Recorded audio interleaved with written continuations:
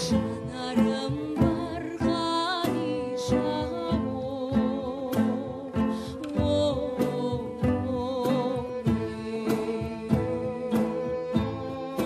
дегенде бал Хадиша,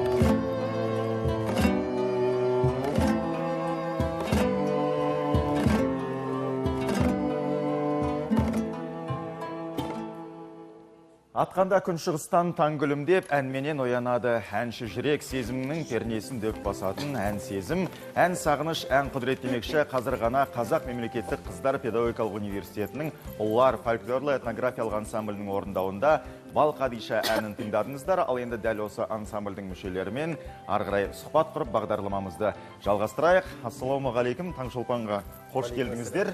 Әндеріңіз керемет екен. Енді осы ұллар фольклорлы этнографиялық ансамблінің мүшелерімен таныстыра кетейік. Құрметті көрермен қауым, өздеріңізді осы ансамблдің жетекшісі Мақсат Хасан және домбырашы қыздарымыз Жансая Бекболатқызы және Назерке Жұмабекқызы. Қош келдіңіздер тағы да. Рахмет, қош келдік. Қайырлы таң.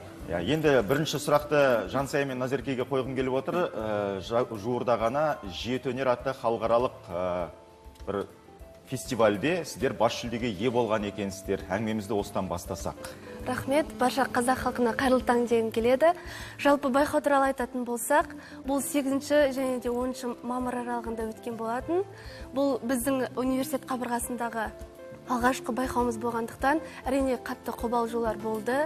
Қаншама еңбектің, қаншама тердің арқасында және де ұстаздарымызды бізді дайындаған, қажымай талмай дайындаған ұстаздарымыз Айсұлу Бекәзиевна, Дидар Сапарғалиевнаның арқасында, қаншама еңбектің арқасында біз бас жүлдеге ие болдық. Және елімізден түкпір-түкпірінен 30-дан астам жас өнерпаздар қатысты. Солардың ішінде бас жүлдеге ие болдық. Назерке, сіздің алып қосарыңыз бар ма? Мен Жансаяға қосыламын. Бізді бағыт-бағдары беріп, бізге қолдап, қолпаштаған біздің ұстаздарымызға алғысымызды білдіреміз. Енді ары қарай біз бұмен ғана шектеліп қана қоймаймыз. Әртүрлі жарыстарға, республикалық байқауларға қатысып, биік белестерді бағындырамыз.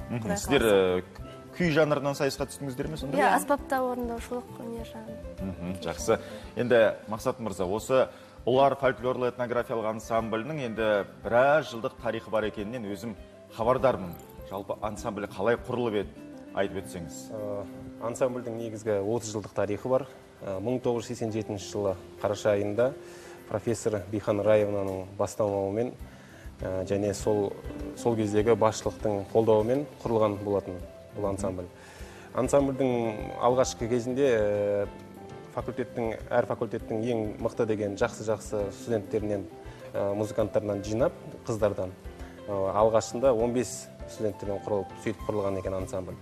Одан кейін содан бері қаншама студенттер бітіріп келіп, осындай ансамбльдің себебімен өзінің өнерін ұштап, қаншама мемлекеттерді аралап, оның ішінде Турция, Қытай, ақш, Еуропаның көп мемлекеттерінде болған екен. Енді мен жақында келгендіктен енді мен тарихын оқып қарадым ансамбльдің.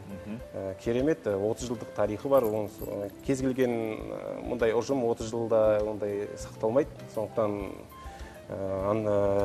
университеттің басшылығына және де осындай профессорларына, жетекшілеріне осыған дейінгі алғысым шексіз деп айтуға болады. Енді ансамбльдің атауы да ерекше, ұлар. Ұлар деген құстың аты.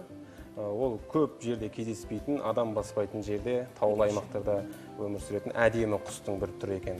Яғни ансамбльде өзі ерекше, қыздарға тән әдемілікті сондай сипаттап қойылған ат болғандықтан солай ұлар. аты да ерекше, өзіме ұнайды. Жақсы. Енді ансамбльдің репертуарына келетін болсақ, негізінен халық әндері мен халық композиторларының шығармашылығына басымдық берілетін сияқты. Әрине, енді алғашында ансамбль фольклорлы этнографиялық болып құрылғандықтан, енді өзі атына сай фольклор, этномузыка болғандықтан ескіден келе жатқан күйлер, дәстүрлі әндерді және де бірақ қосымша шетелдің де шығармаларын орындайды ансамбль. Қазіргі таңда ансамбльге атауына фьюжн деген ат қостым. Олар фьюжн ба сонда? Жоқ, олар этно-фьюжн ансамблі болады. Фьюжн деген сөз, мысалға ансамбль, оркестр болсын, олар орындаушы нәрсе ғой. Орындаушы нәрселер ол кез келген жанрда, кез келген композитордың шығармасын орындай алатындықтан, мысалға қазіргі заманға сай музыка дамып жатыр ғой, кез келген 2 жанр қосылып, 3 жанр қосылып деген сияқты. Сол сияқты фьюжн деген сөз мағына араласу деген мағына. Енді алдағы уақытта әртүрлі бағыттағы музыканы орындай бересіздер. Әртүрлі заманауи түрде, мысалға қазір ғана орындағанымыз Вал Хадишаның өзі де түсініп қарасаңыздар, мысалға кейбір жерлерінде заманауи бір ритмдер бар деген сияқты. Жақсы. Енді осы орайда бізге хабарласқан көрерменіміз бар екен, эфирге қосайық. Ассалаумағалейкум, қайырлы таң, сіз эфирдесіз. Ассалаумағалейкум. Өзіңіз таныстырып өтсеңіз. Құрметті Таңшолпан. Мен Қызылорда Жаңаорған кентінен Ерубай дейтін тұрақты көрермендеріңіз боламын. Мына олар ансамблінің тобына тілегім біреу-ақ, ұлттық әнді орындағандарыңыз өте орынды. Оның үстіне жәндегі күй орындаймыз деп жатсыздар ғой. Мына олар атының өзі біздің Қорқыт бабамыздың олардың ұшуына келеді екен. Сондықтан менің тілегім, бұдан былайғы концерттеріңіздің беташарын олардың ұшуымен бастасаңыздар өте жақсы болар еді. Екінші бір тілегім, мына жаңа шығып ән айтқан қыздар түгел қап-қара қара киім киіп тұр. Осы қара киімді бір шамалы түрлі түсте етіп, былай ашықтау еткен дұрыстау болар еді деп ойлаймын. Өйткені қара түс адамды қанша дегенменен пессимизмге тартады. Сондықтан мына жарқындау, жақсы бір ашық түсті көйлектер кисеңіздер соған қалыптасса дұрыс болар еді деп ойлаймын. Рахмет, Ерубай аға, сіздің пікіріңіз ескеріледі деген ойдамыз. Көрермен осылай тілегін білдіруде. Ескереміз, Құдай қаласа. Жақсы. Енді олар ансамблі алдағы уақытта репертуарын кеңейтсе, музыкадағы бағыттарын әртүрлі етсе, түрлі байқауларға да қатысу жоспарда бар шығар енді. Әрине бар. Қазіргі өзіміздің ректордың Гаухар Төремұратқызының тапсырмасымен біздер алда көптеген конкурстарға қатысамыз деген ниеттеміз. Және сол кісінің тапсырмасы бойынша қазіргі заманауи жанрдағы әндер болсын, ескі болсын, алда жоспар көп. Алда біз бейне баян түсіреміз ба дегенде жоспар бар. Арнайы өзіміздің үн таспамызды шығарсақ та, қазір енді көп нәрсе қол жетімді ғой. Студия деген нәрсе көп, запись нәрсе жасауға болады. Сол сияқты алда үн таспамызда болады деген ниеттеміз, Құдай қаласа. Енді жалпы олар ансамблі университет жанындағы ұжым болғаннан кейін, оның құрамындағы өнерпаздар ауысып тұруда заңдылық десе де болатындай. Дегенмен тұрақты өнерпаздар болып қалуға да мүмкіндік бар ма осы ансамбльде? Жансая, Назерке, Мақсат, өздеріңіз пікірлеріңіз айтсаңыздар осы орайда. Әрине, ансамбльде студенттерден басқа жаңа қобызда ойнап жатқан қыздар, олар арнайы концертмейстер болып жұмыс жасайды.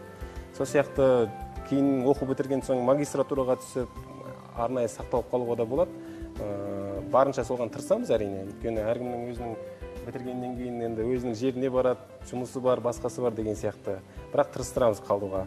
Бір жағынан ауысып тұрғанда жақсы шығар деп ойлаймын. Өйткені осы ансамбльмен бұл студенттер ертең бітірген соң біраз тәжірибе жинайды, өзінің жеріне барған соң бұндай осындай ансамбльдер ашып деген сияқты сондай нәрселер жасаған дұрыс шығар деп ойлаймын өзім. Жақсы, енді қыздарды әңгімеге тартсақ, сөзге тартсақ. Жансая, сіз қазір қай курста білім алып жатырсыз өзіңіз? Қазір екінші курста білім алып жатырмын. Мамандығыңыз домбырашы ма? Мамандығым домбырашы, иә. Бітіргеннен кейін домбыра аспабын үйретуші ұстаз боласыз ғой сонда? Ұстаз боламын, әрине. Назерке, сіз? Мен де екінші курспын. Өнер және мәдениет факультетінің музыкалық білім мамандығында Жансая екеуміз бірге оқимыз. Жалпы университет бітіргеннен кейінгі жоспарлар бар шығар алдағы уақытқа? Әрине, университет бітіргеннен кейін домбыра аспабынан сабақ беріп, бұйыртса осы мықты домбырашыларды шығарамыз деген үміттеміз. Жақсы.